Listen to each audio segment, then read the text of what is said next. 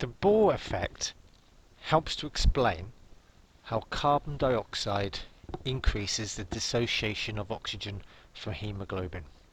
So if we have a red blood cell that contains hemoglobin and it's associated with oxygen to make oxyhemoglobin, and this red blood cell is running through capillaries of actively aerobically respiring tissues, we're going to have a high partial pressure of CO2 coming from those actively aerobically respiring cells.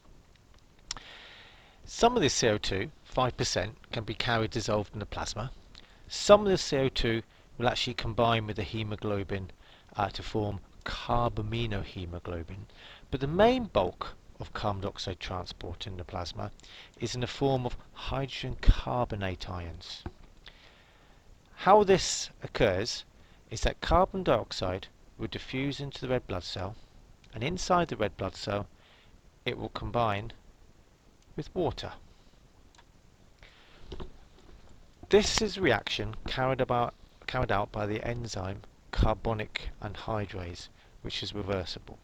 So carbon dioxide combines with water because of carbonic anhydrase, and that makes carbonic acid, H2CO3.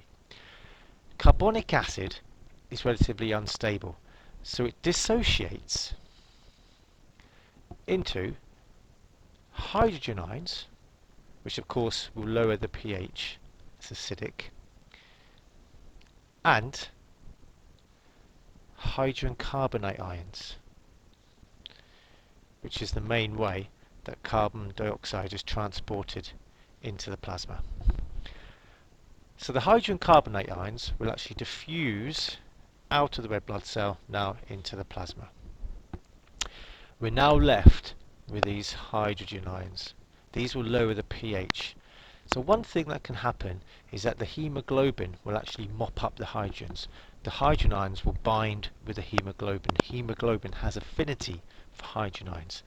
Here, hemoglobin will act as a buffer. A buffer is anything that resists change.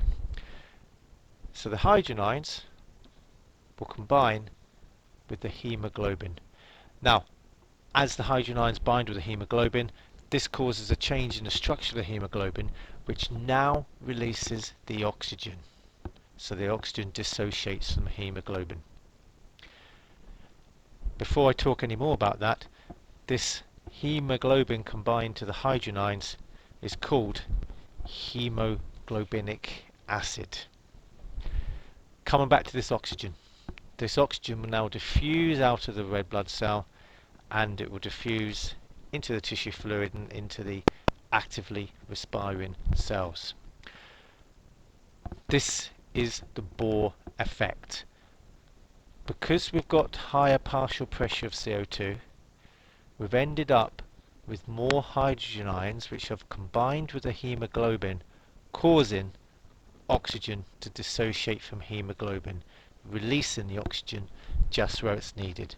That's the Bohr effect.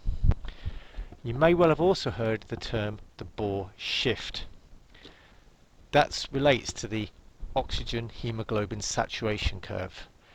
If this curve represents a typical hemoglobin oxygen saturation curve in a human, what the presence of high partial pressure of CO2 does to this curve is that it shifts it to the right hand side, hence the name Bohr shift.